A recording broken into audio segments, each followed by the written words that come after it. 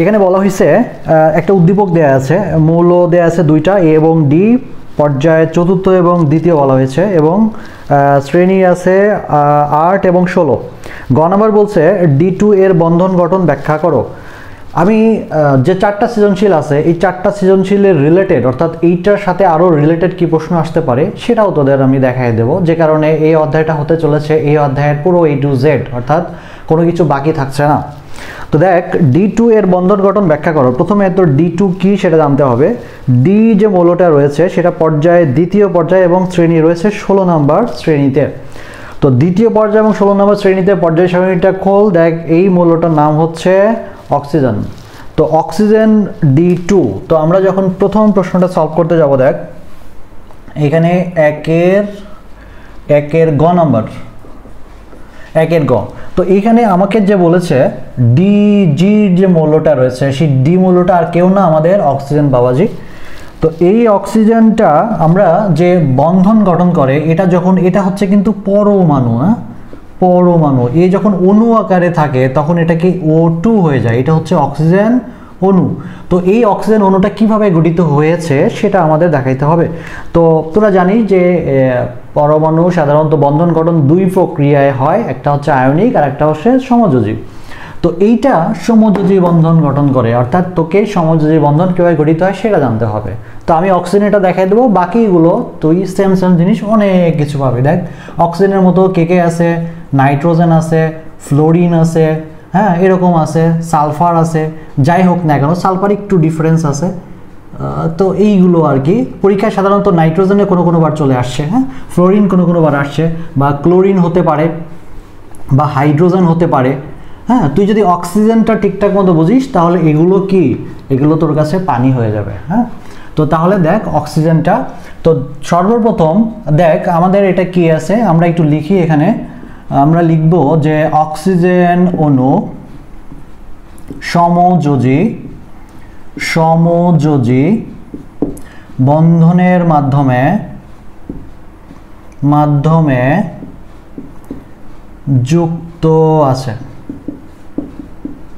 সমযোজী বন্ধনের মাধ্যমে যুক্ত আছে। ওকে, এখন দেখ অক্সিজেনের তুই যখন ইলেকট্রন বিন্যাস করতে যাবি, অক্সিজেন কয়টা পরমাণু, কয়টা প্রোটন সংখ্যা আছে, 8টা আছে। ওকে, 1s2 2s2 2p কত, 4 আর 4 8, তাই না?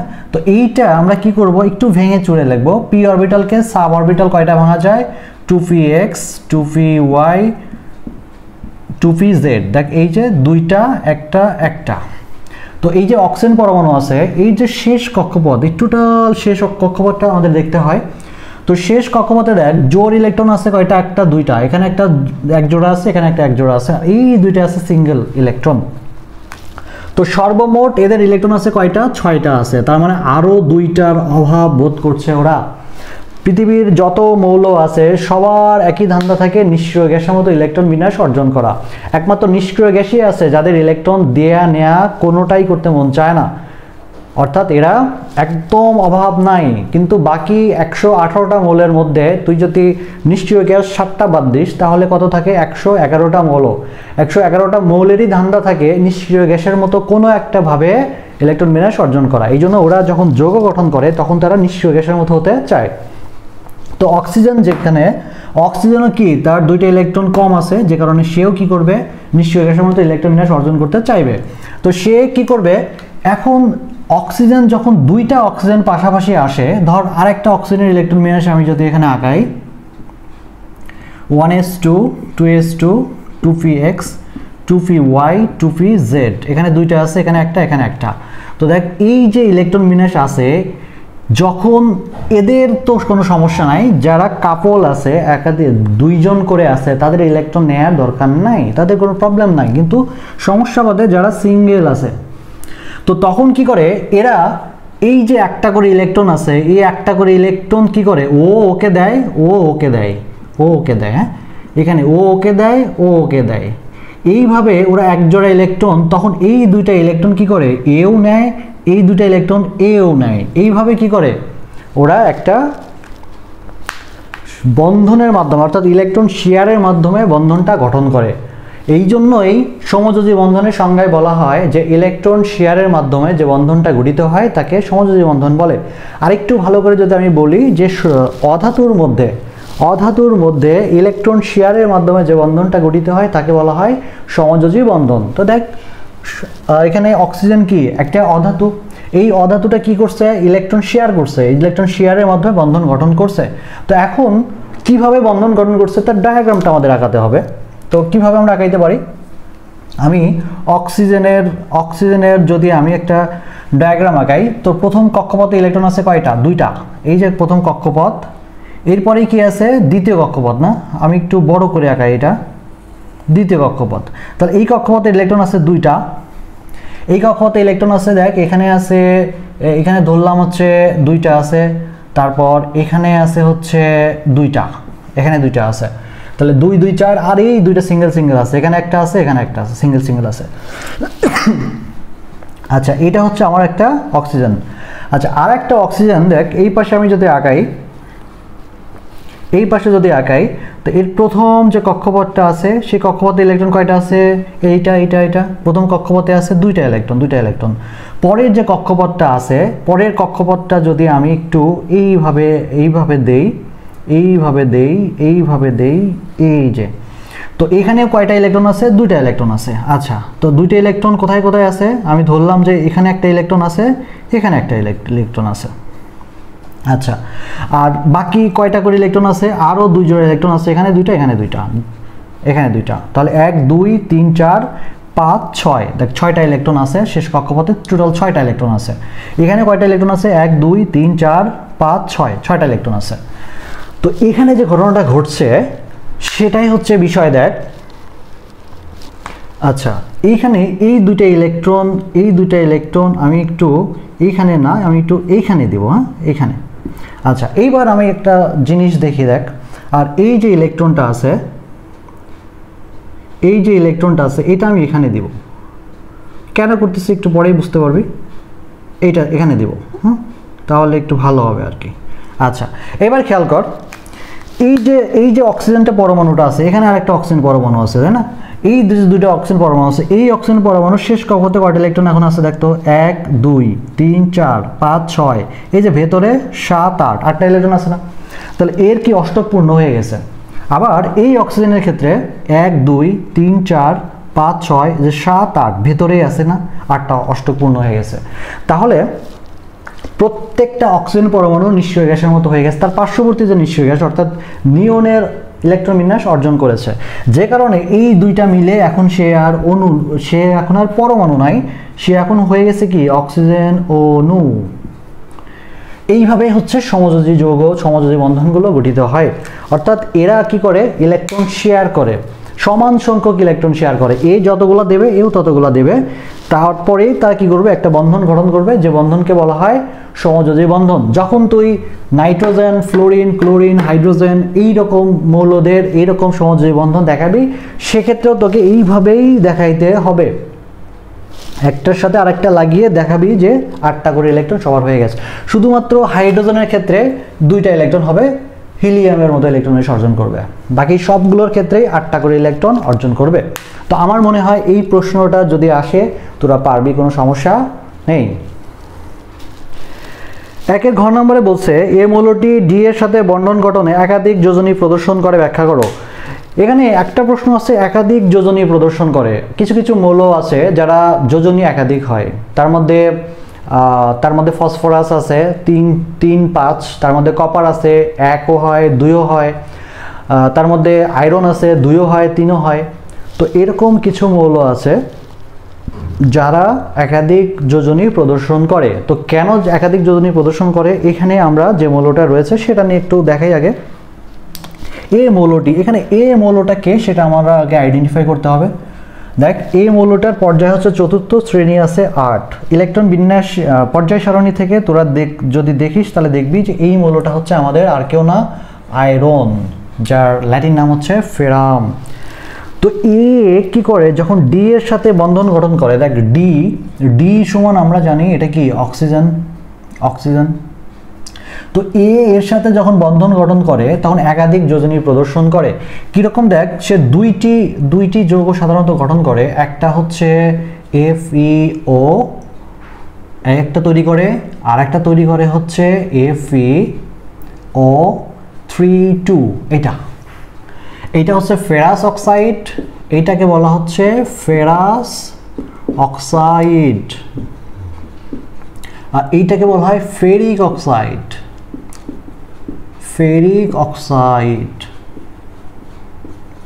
দেখ, আস এবং ইক যোজনী যদি কম থাকে, যোজনী কম থাকলে কি ব্যবহার করা হয়? আস ব্যবহার করা হয়। এখানে যোজনী কত? যোজনী হচ্ছে 2। দেখ, এর যোজনী এখানে গেছে, এর যোজনী এখানে গেছে, যে কারণে কেটে কুটে শুধুমাত্র এপিও আছে। আর যোজনী যদি বেশি হয়,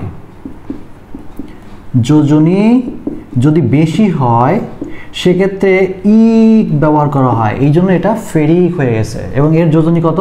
এর যোজনী হচ্ছে 3। দেখ, এই 3টা এখানে গেছে, অক্সিজেনের 2টা এখানে চলে আসে। তাহলে আমরা বুঝতে পারলাম যে এই যে এ অর্থাৎ আয়রনটা একাধিক যোজনী প্রদর্শন করতেছে, একবার যোজনী হয়েছে 2 আর একবার যোজনী হয়েছে 3।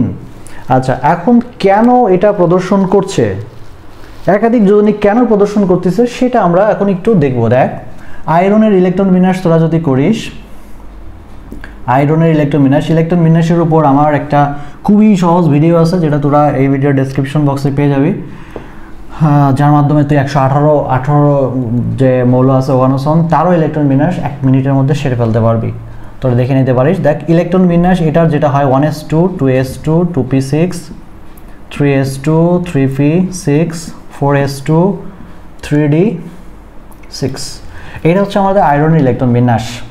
ওকে, কোনো সমস্যা নাই। তো এখন দেখ, আয়রনের স্থিতিশীলতার ক্রম একটা বিষয় আছে। আয়রন এটা প্রত্যেকটা মৌলই কি হতে চায়? স্থিতিশীল হতে চায়। ধর, ইলেকট্রন বিন্যাস এখানে আমি করছি, ঠিক আছে, কিন্তু এই মৌলগুলো কি চায়? স্থিতিশীল হতে চায়। স্থিতিশীল হওয়ার মানে যে এমন ইলেকট্রন বিন্যাস অর্জন করতে চায় যেখান থেকে তাকে আর ইলেকট্রন গ্রহণ ত্যাগ কোনোটাই করতে হবে না। তো এখানে আয়রনের ইলেকট্রন বিন্যাস নর্মালি এটা পাইছি আমরা। তো এখন এর স্থিতিশীল যখন এ হতে চায় তখন কি হয়? 2টা ইলেকট্রন সে ত্যাগ করে। কীরকম সেটা দেখ, 2টা ইলেকট্রন যখন ওরা ত্যাগ করে তখন আয়রন দেখতে হয় 2+। এটা হচ্ছে তার একটা স্থিতিশীল অবস্থা। কিভাবে স্থিতিশীল অবস্থা হলো? এখন দেখ, এই যে 2টা ইলেকট্রন ত্যাগ করবে, কোথা থেকে ইলেকট্রনটা ত্যাগ হবে, তাই না? এখানে তো অনেকগুলো অরবিটাল আছে। তো সাধারণত একটা পরমাণুর শেষ কক্ষপথ থেকে ইলেকট্রনটা চলে যায়। যদি ইলেকট্রন ত্যাগ করতে চায় তাহলে পরমাণুর একদম শেষ কক্ষপথ থেকে, এখানে দেখ কক্ষপথ আছে কয়টা? প্রথম কক্ষপথ, দ্বিতীয় কক্ষপথ, তৃতীয় কক্ষপথ, এই যে চতুর্থ কক্ষপথ। তাহলে শেষ কক্ষপথ কি? চতুর্থ কক্ষপথ। তো এখান থেকে ইলেকট্রনটা চলে যাবে। তাহলে আমরা ইলেকট্রন বিন্যাস 1s2 2s2 2p6 3s2 3p6 4s0 এই দেখ 4s0, এখানে কি ইলেকট্রন কি আছে? নাই, 4s0। ওকে, তারপর কি আছে? 3d6। বাকি যা ইলেকট্রন বিন্যাস আছে সবই আছে, শুধুমাত্র চেঞ্জ হলো কি 4s থেকে 2টা ইলেকট্রন গায়েব হয়ে গেছে। তাহলে এটা হচ্ছে তার একটা স্থিতিশীলতার ক্রম। যেহেতু 2টা ইলেকট্রন চলে গেছে, যে কারণে আয়রন এর যোজনী এখানে কত? 2। আয়রনের যোজনী 2, যেহেতু 2টা ইলেকট্রন চলে গেছে। হ্যাঁ, যার ইলেকট্রন যাওয়ার পরে সে যদি স্থিতিশীল হয় তার যোজনী হচ্ছে ওই কয়েক নাম্বারই হয়, অর্থাৎ যে কয়টা ইলেকট্রন চলে যায় তার যোজনী ওই সংখ্যাটাই হয়। এবার দেখ, আয়রন 2+, সে কি করে? আরও একটা ইলেকট্রন সে ত্যাগ করতে পারে। তো যখন আরেকটা ইলেকট্রন ত্যাগ করে তখন 3+ হয়। আরেকটা ইলেকট্রন যদি এখান থেকে চলে যায় কি হবে? 3+ হবে। আচ্ছা, তখন কি হয়? ইলেকট্রন বিন্যাস দেখ সব সেম থাকে, 4s0 এটাও সেম থাকে। শুধুমাত্র এইবারও কি করবে? একদম শেষ কক্ষপথের শেষ অরবিটাল থেকে ইলেকট্রনটা চলে যাবে। তো এইটার এখন শেষ কক্ষপথ আছে কি? তৃতীয় কক্ষপথ, চতুর্থ কক্ষপথ তো নাই, শেষ, ইলেকট্রনটা ভ্যানিশ হয়ে গেছে। এখন তৃতীয় কক্ষপথের দেখ শেষ অরবিটাল হচ্ছে 3d। এই 3d থেকে ইলেকট্রন চলে গিয়ে 5 হলো। কেন 5 হলো বলতো? 5 হওয়ার কারণ হচ্ছে ডি অরবিটাল বা যে কোনো অরবিটাল 2টা অবস্থা সবসময় থাকতে চায়। একটা হচ্ছে পূর্ণ অরবিটাল থাকতে চায় আর একটা হচ্ছে অর্ধপূর্ণ অরবিটাল থাকতে চায়। তো যে কোনো অরবিটাল, ধর P orbital, D orbital, F orbital, এই অরবিটালগুলো নাই পূর্ণ থাকতে চায়, অর্থাৎ পি অরবিটাল সর্বোচ্চ 6টা ইলেকট্রন 6টা নিতে চায়, বা ডি অরবিটাল সর্বোচ্চ 10টা নিতে চায়। আবার সে যদি পূর্ণ না নিতে পারে তাহলে সেক্ষেত্রে কি হয়, ওরা অর্ধেক নিতে চায়, অর্থাৎ ডি অরবিটাল 5টা, তারপর পি অরবিটাল 3টা এরকম নিতে চায়। তো যেহেতু এর ডি অরবিটাল 6টা ইলেকট্রন ছিল, আর একটা ইলেকট্রন সে ত্যাগ করে D5 হতে চায়, এটা হচ্ছে তার আরেকটা স্থিতিশীল অবস্থা। এবং এই ক্ষেত্রে দেখ আয়রনের যোজনী হবে 3। তো এই কারণে আয়রন কি হয়, আয়রন এখানে একাধিক যোজনী প্রদর্শন করে। তুই এটা যদি তুই একটু ব্যাখ্যা করে লিখে দিতে পারিস, কি লিখবি তুই দেখ।